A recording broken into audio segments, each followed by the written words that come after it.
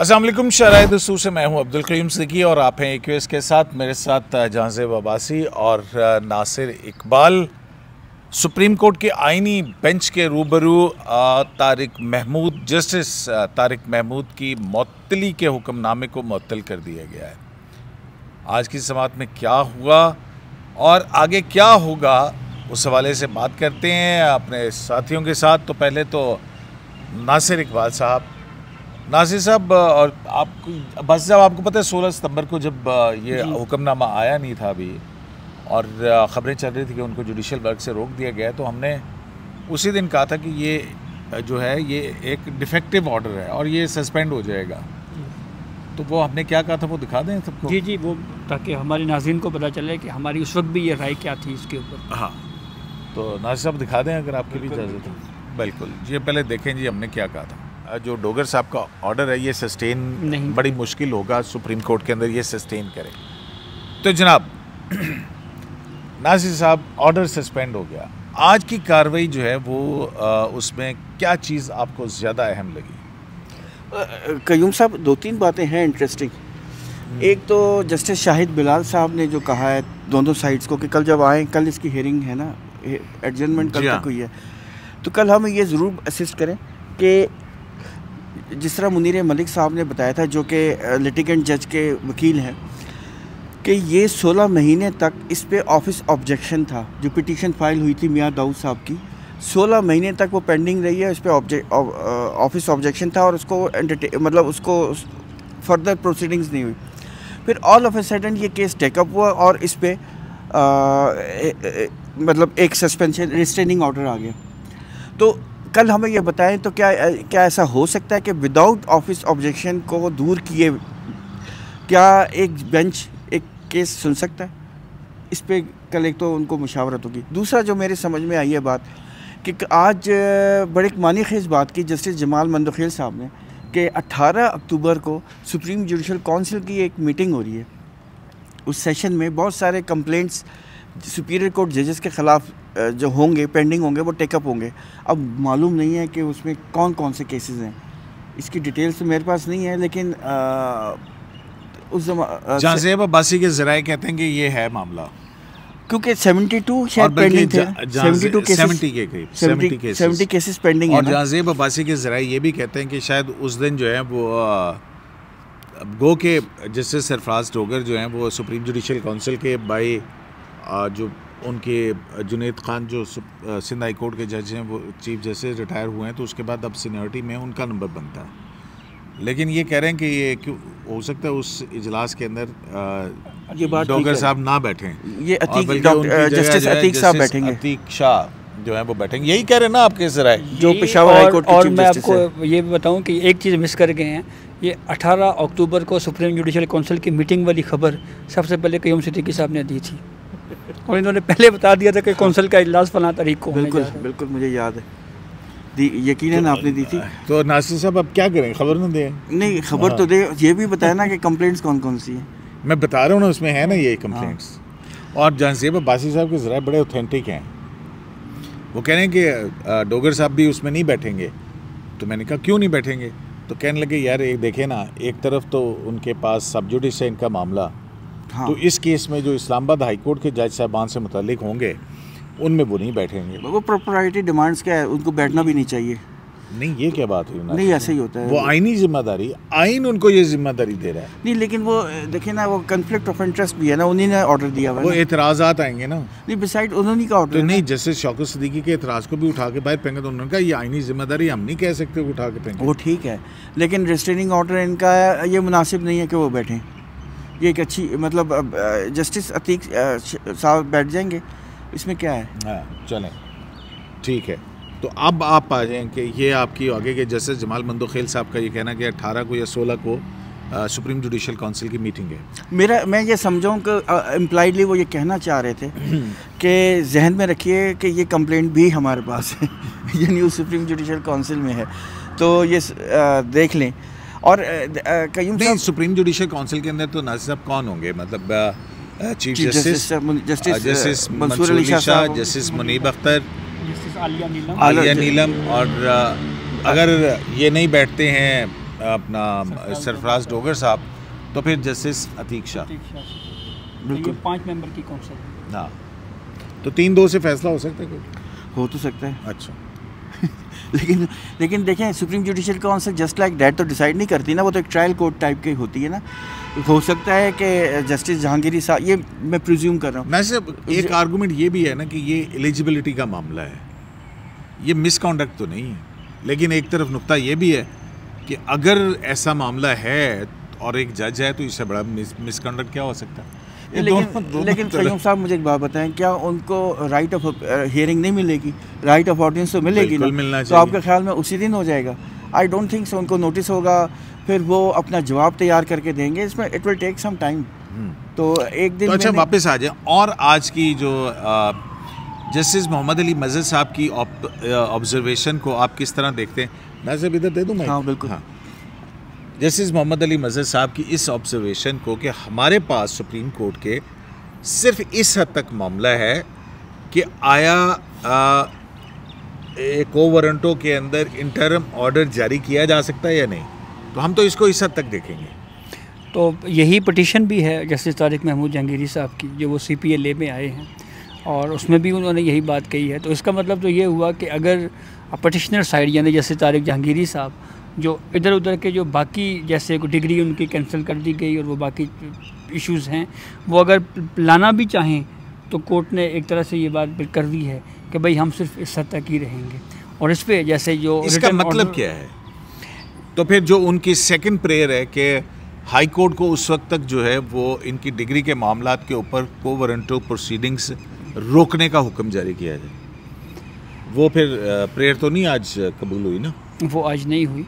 लेकिन जो जस्टिस जमाल मंदोखेल साहब फिर जो बात कर रहे हैं सुप्रीम जुडिशल काउंसिल वाली, तो अब हम अगर जुडिशल प्रेसिडेंट्स देखें तो जो सुप्रीम कोर्ट का जो बेंच है वो तो सुप्रीम जुडिशल काउंसिल की प्रोसीडिंग के ख़िलाफ़ 184(3) में भी प्रोसीडिंग्स जो हैं उनको चलाता रहा है।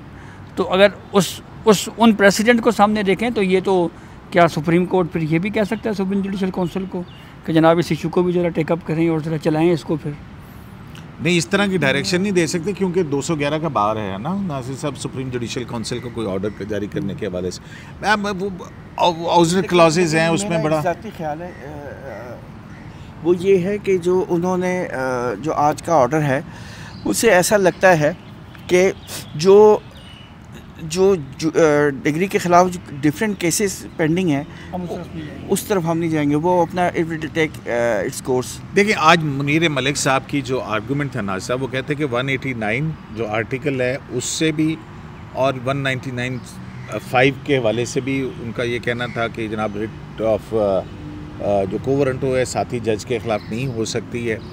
और फिर उन्होंने मलिक असद अली केस का हवाला आज उन्होंने रिलाय मलिक असद अली केस के ऊपर किया है, और जो कि जो 184(3) में वो भी आ गया, वो 184(3) में, लेकिन वो सुप्रीम कोर्ट ऑफ पाकिस्तान की एक जजमेंट तो है ना, प्रिंसिपल ऑफ लॉ है ना, उसमें तो ये लिखा हुआ है कि एंटरटेन हो सकती है को वारंटी को, लेकिन बात नहीं किया जा सकता, इंटरिम ऑर्डर नहीं जारी किया जा सकता, इंटरिम ऑर्डर नहीं हो सकता। हाँ, वो तो फाइनल ऑर्डर मलिक साहब ने यहाँ पे किया। हाँ, मुझे लगता है नाज़िर साहब के ये देखिए एक और बहुत ये कॉम्प्लेक्स हो गया मामला।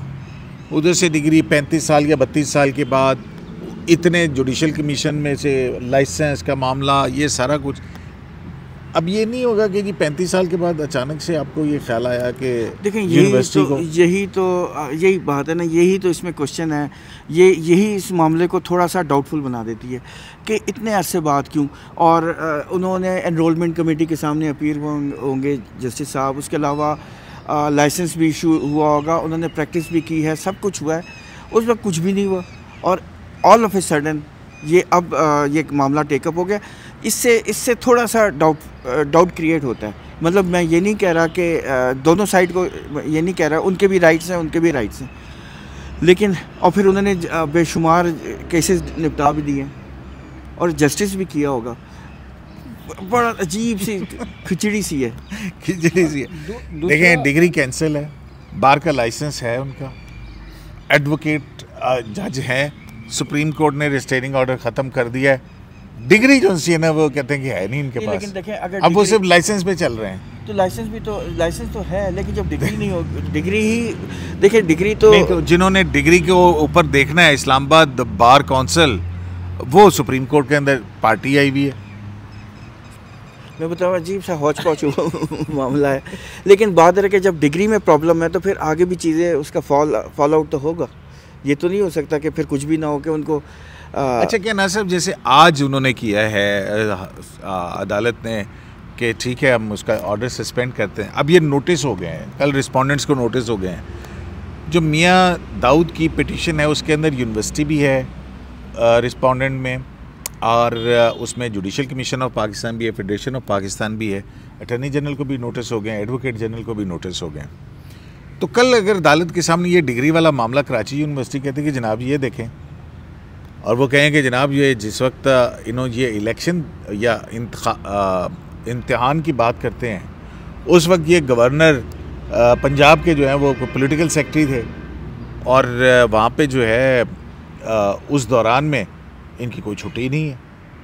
तो ये कैसे हो सकता है कि एक बंदा जिसने छुट्टी ना ली हो वहाँ पे हो? और आपको पता है ये सीडी के डायरेक्टर भी रहे हैं, वहाँ से भी फिर वो हुआ था, और इन 2 पोस्टों के दौरान में वो कोई छुट्टी ना हो उनकी, और वो जो है पता लगे कि इम्तिहान पास हुआ है। तो ये क्या सारी सिलसिला कैसे बनेगा? एक तो सुप्रीम कोर्ट ट्रायल कोर्ट नहीं है, दूसरा सुप्रीम कोर्ट ने आज क्लैरिफाई आपके सामने किया है क्या? कि हम सिर्फ और सिर्फ सितंबर 16 की नहीं, ये कल को यूनिवर्सिटी कुछ रख देती है ना सामने, तो वो उनको कहेंगे कि ये शायद रिमांड करेंगे कि तो ये क्या हाई कोर्ट डिसाइड करके वापस भेजे। मेरा ज़ाती ख्याल है, क्योंकि सिंध हाई कोर्ट में तो केस खत्म नहीं हुआ ना, आज फिर नई पिटीशन फाइल की, आज भी नहीं, उसमें ना ऑब्जेक्शन लगे, जी, हाँ, उसमें ऑब्जेक्शन सुनने लगे हैं, लेकिन वो ऑब्जेक्शन भी ओवररूल भी हो सकते हैं चंद दिनों में। लेकिन कहने का मकसद है कि सुप्रीम कोर्ट तो क्या सुप्रीम कोर्ट कल रोकने का हुक्म जारी कर सकती? कहते कि हाँ यार ये आ गया हमारे सामने फैक्ट है, जब तक नहीं होता तो हम चले, हाई कोर्ट नहीं कर सकती थे, हम कर दें। देखें, ये जहन में रखें, सुप्रीम जुडिशल काउंसिल की मीटिंग ऑलरेडी समन हो चुका है ना सुप्रीम जुडिशल काउंसिल। मैं नहीं समझता कि सुप्रीम कोर्ट कुछ ऑर्डर देगी। ये अगर ज़्यादा ये करेगा कि let's wait for the Supreme Judicial Council's proceed, वो मतलब उनकी क्या आती है फाइंडिंग्स, उसका वेट कर लेते हैं। मेरा ख्याल है मैक्सिमम ये होगा, इससे ज़्यादा नहीं होगा। तो कुछ शक का फ़ायदा दे के बरी किया जा सकता है जहांगीरी साहब को?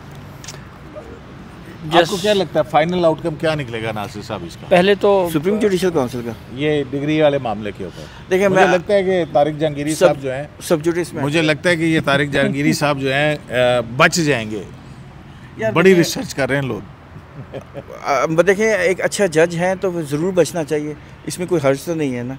लेकिन ये है कि अगर डिग्री में प्रॉब्लम, हाँ नहीं फ़र्क पड़ता है, डिग्री होनी चाहिए, लेकिन डिग्री तो डिग्री होती है, असली हो जाए। नहीं, डिग्री होनी चाहिए, जेन्युइनली लेनी चाहिए, क्योंकि आप सुप्रीम कोर्ट के जज हैं। लेकिन आई एम होपफुल कि ऐसी जो एलिगेशंस लग रहे हैं शायद उस तरह की बात ना हो, ये हम एक होप कर सकते हैं। अच्छा, तो एक और पहलू भी है जिस पे मैं इस पर ज़रूर बात करूंगा कि ये अदालत से बाहर भी केस लड़ा जा रहा है जजेस की तरफ से। आज भी काफ़ी एक ही गाड़ी, जाफर वाली बात, वो ब्लैक कलर की एक ही गाड़ी, उसके अंदर जनाब 5 जजेस निकले, 9:05 या 7 मिनट का वक्त था। इस्लामाबाद हाई कोर्ट यकजहती काउंसिल है ना तो जो आम साइलिन वाला जो इस्तकबालिया है, वहाँ पे आईडी कार्ड्स दिए, कितने कानून की पाबंदी करते हैं कार्ड्स लिए, और ये अजीब इत्तेफाक है, दूसरी मरतबा भी हम जितने भी कोर्ट रिपोर्टर्स हैं हमें पता था, और हम मोबाइल कैमरे लेके जनाब यहाँ खड़े थे, और हमने उसको फिल्माया, कदम ब कदम उसको कोर्ट रूम तक हम लेके गए। मतलब मैं खुद को ही बता रहा हूँ। अच्छा। तो फिर उसके बाद जब कुछ क्वेश्चन आंसर भी हुए, जैसे ये जी कि आपने डिग्री वाला मामला चैलेंज किया है, तो जस्टिस जहांगीरी साहब ने कहा जी हमने सिंध हाई कोर्ट में। अब मुझे समझ नहीं आती नासिर साहब, उनको जस्टिस जहांगीरी कहा जाए या तारिक जहांगीरी कहा जाए? देखिए, आपको याद है काजी फाइज ईसा साहब की जजमेंट, लेकिन फाइंडिंग्स के बाद, फाइंडिंग से पहले आप जस्टिस लिखेंगे उन्हें। अच्छा। लेकिन यूँ वो आपको याद होगा कि जब मज़ाहिर अली अकबर नकवी साहब ये लिखेंगे कि जाली डिग्री में सुप्रीम कोर्ट से बहालशुदा जज, नहीं, आपको लिटिगेंट जज लिखने में या पिटिशनर जज लिखने में क्या हर्ज है? ठीक है, नहीं अब तो देखना बहाल भी हो गए ना वो। देखिए ना, अभी केस को ख़त्म होने देना, तो जब वो ख़त्म कैसे मैं बतौर एक रिपोर्टर के मुझे खलजान हो रहा है, मैंने खबर बनानी है, मैं क्या बनाऊंगा? मैं तो लिटिगेंट जज जाली डिग्री के अंदर मुअत्तल होने वाला हुक्मनामा मुअत्तल, क्या क्या बनाएंगे नासिर साहब? देखें, इस्लामाबाद हाई कोर्ट के रिस्ट्रेनिंग ऑर्डर को मुअत्तल कर दिया, ये लिखेंगे किस केस में? Full stop. अगले के याद रहे कि इस्लामाबाद हाई कोर्ट ने उनको सस्पेंड किया था मियां दाऊद साहब की पिटीशन पे, जिन्होंने उनकी डिग्री चैलेंज की थी। इस तरह लिख दें। अच्छा ठीक। तो ये एक बड़ा मतलब अपनी नौयत का नासिब ये पहला केस है ना यार। देखें, ये देखिए ये बहुत जगह फैल गया। ये सेंसिटिव केसेस होते हैं, थोड़ा सा हमें भी एहतियात करनी चाहिए। मेरा ये कहने का मकसद है, हर एक की इज्जत होती है, जब वो फाइनल हो जाए फिर आप जो मर्जी करें। नासिर साहब देखें, जांज़ेब अब्बासी ने बहुत वो जो है ना रिस्ट्रेंट शो किया। इसने उस तरह का कोई हरकत नहीं की जैसे कि माजी में कुछ लोग करते रहे। ठीक है, आज भी जज साहब आए और उनको किसी ने कोई सवाल नहीं किया, उनके जाएँ, ठीक है ना, वरना सवाल तो बहुत थे। लेकिन जांज़ेब अब्बासी कहते हैं कि भाई हम तो जज साहबान की इज़्ज़त का ख्याल करेंगे। हाँ, और दूसरा आपके पास एक फोरम है, आप उसको यूज़ कर रहे हैं, ठीक है, करें भी। और दूसरी बात इस पे जो अहम है वो बहरहाल ये ज़रूर है कि अब इस सूरत हाल में जो एक दिन का टाइम दिया गया है, तो ये आज की जो कोर्ट प्रोसीडिंग जब मुकम्मल हो रही थी तो जब मुनीर मलिक साहब ने ये रिक्वेस्ट की कि स्टे दे दें, यानी जो इस्लामाबाद हाई कोर्ट के 2 जजेस का जो 16 सितंबर का पहले जो है वो कोर्ट उठ रही थी सिंपल नोटिस करके। जी नोटिस के करने के बाद अब हम कल सुनेंगे, हम कोई बहुत फिर हम कोई ऑर्डर करेंगे। जी, बहुत लंबी तारीख नहीं दे रहे, अब कल तक के लिए हम एडजर्न कर रहे हैं। तो फिर क्या माइंड चेंज कैसे हुआ बेंच का? वो ऐसे हुआ कि एक तो मुनीर मलिक साहब ने ये कहा जी कि रॉन्ग मैसेज जाएगा, सिग्नल रॉन्ग सिग्नल जाएगा जी। तो जस्टिस जमाल मंदोखेल साहब ने जस्टिस अमीनुद्दीन खान साहब से कोई 25-30 सेकंड तक तकरीबन जो मैंने नोट किया है मुशावरत की उन्होंने, तो उस पर बातचीत हुई। अब ग़ालिबन इम्कान तो ये उन्होंने कहा कि ये इंतहाई गैर कानूनी आर्डर है, पाकिस्तान का जो पूरा जुरिस्प्रूडेंस है, सूल कानून है, जो आइन है, उसमें किसी जज को जो है वो नहीं काम से रोका जा सकता। अभी जमाल मंदोखेल साहब की भी आई है कि हाई कोर्ट का जज हाई कोर्ट के खिलाफ नहीं कर सकता। वो तो जमाल साहब ने उसका जवाब दिया कि वो मामला अलग था, और जिसको आप यहाँ पे लेके आ रहे हैं वो केस अलग था, ये मामला अलग है। जी, वो कंटेम्प्ट का इशू था। एग्जैक्टली। तो जब ये मुशावरत हुई तो 25-30 सेकंड तक, तो फिर जस्टिस अमीन साहब ने मुशावरत के बाद जस्टिस मोहम्मद अली मज़हर साहब से कुछ बात कही, फिर जस्टिस मोहम्मद अली मज़हर साहब ने जस्टिस शाहिद बिलाल हसन साहब से कोई बात कही, फिर इस तरफ जस्टिस जमाल मंदोखेल साहब ने जस्टिस नहीं, वो मैंने सरगोशी सुनी थी। जस्टिस मोहम्मद अली मज़हर जब जस्टिस शाहिद बिलाल से बात कर रहे थे ना, वो मैंने सुनी थी क्योंकि मैं वहाँ पे खड़ा था उस वक्त ना। हाँ, तो वो कह रहे थे कि वो पूछ रहे हैं कि क्या हमें रिस्ट्रेनिंग ऑर्डर सस्पेंड कर देना चाहिए, आपकी क्या राय है, ये पूछा उन्होंने। तो उन्होंने कहा हाँ।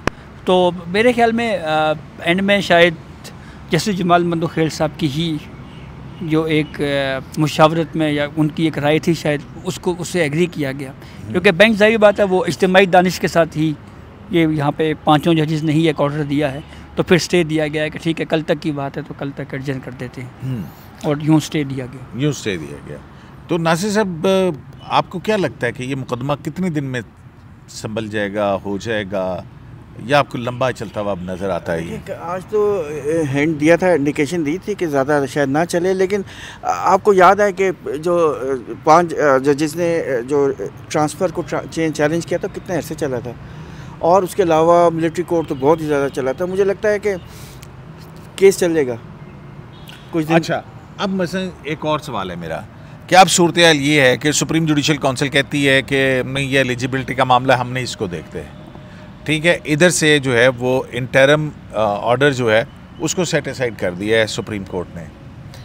अब जो है मामला रह जाता है उनकी डिग्री का जो सिंध हाई कोर्ट के अंदर है, और इसी तरह से वो मामला जो है वो इस्लामाबाद हाई कोर्ट के अंदर है। तो इन मामलात में क्या होगा फिर? इस्लामाबाद हाई कोर्ट जो है उसके बाद प्रोसीडिंग जारी रखेगी या वो भी कहेगी नहीं बस छोड़ दें? लेकिन देखें, 2 हाई कोर्ट्स में ये मामला चला गया ना, इस्लामाबाद हाई कोर्ट भी है और सिंध में। ये मुमकिन है कि कोई पटिशन आ जाए, और ये मुमकिन है, मैं ये अज्यूम कर रहा हूँ, तो सुप्रीम कोर्ट दोनों हाई कोर्ट से केस यहाँ मंगवा ले, ऐसा हो सकता है। या फिर ये भी हो सकता है कि सुप्रीम कोर्ट डायरेक्शन दे दे कि पहले सिंध हाई कोर्ट 185 में बैठे हुए हैं जुरिस्डिक्शन के अंदर, 184(3) की या 186 की, वो ठीक है। मतलब बहरहाल सुप्रीम कोर्ट पास इख्तियार तो है, सुप्रीम कोर्ट के पास हर किस्म का इख्तियार है। हाँ। और 187 का भी है, 187 में इन्वोक हो सकता है। ये टैक्स केसेस हाल ही में आईनी बेंच ने मंगवाए हैं ना 186A के तहत, लाहौर हाई कोर्ट से, इस्लामाबाद हाई कोर्ट से, तो वो सारे केसेस यहाँ पे मंगवाए गए हैं। वो प्रेसिडेंट तो है हमारे तो पास। ये भी हो सकता है कि भाई वो कहें कि नहीं ना ये इस्लामाबाद हाई कोर्ट में सुने, बल्कि चाहे पेशावर हाई कोर्ट ट्रांसफ़र कर देते हैं 186 की जुरिस्डिक्शन में। नहीं, वो पेशावर हाई कोर्ट का कोई लेना देना नहीं है ना। नहीं, वो यहाँ पे आपस में जज गुत्थम हुए ना, लिटिगेशन तो उधर तो नहीं है तो ना। मेरे ख्याल में आइडियल तो फिर सुप्रीम कोर्ट का फोरम है, मेरा तो ये ख्याल है। अच्छा, तो वो ड्यू प्रोसेस कहाँ जाएगा? नहीं, वो डायरेक्शन सुप्रीम कोर्ट दे सकती है ना किसी को, क्या कि ड्यू प्रोसेस को जो है वायलेट कर दें? नहीं, ट्रायल कंप्लीट करने के लिए किसी की ड्यूटी लगा दें, किसी फोरम को कह दें कि आप क्यों कहें नासिर साहब, क्यों प्रेजुडिस करें?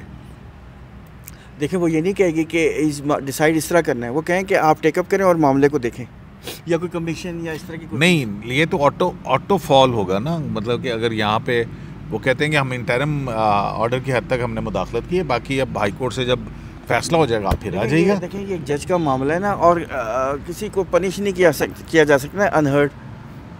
तो सुन लिया ना नासिर साहब, ऑर्डर सस्पेंड कर दिया ना। नहीं, ट्रायल नीचे जो है वो अगर को वारंटों के अंदर खुद उनके वकील मान रहे हैं कि को वारंटों में चैलेंज हो सकते हैं, इंटरम ऑर्डर नहीं आ सकता। थोड़ा सा कंट्रोवर्शियल हो गया ना ये केस, ठीक है ना? आपने खुद कहा कि ये ऑर्डर सस्टेन नहीं हो सकता इस्लामाबाद हाई कोर्ट का, आपने खुद ही कहा, ठीक है ना? तो ऑर्डर से डिसाइड हो गया ना, कंट्रोवर्शियल हो गया ना नासिर साहब। लेकिन अब वो जो पिटीशन है वो एतराज़ात सुन के वो डिसाइड तो करेगा ना कि नहीं करेगा पिटीशन, या उस पिटीशन को सुप्रीम कोर्ट जो है वो सेटिसाइड कर देगी।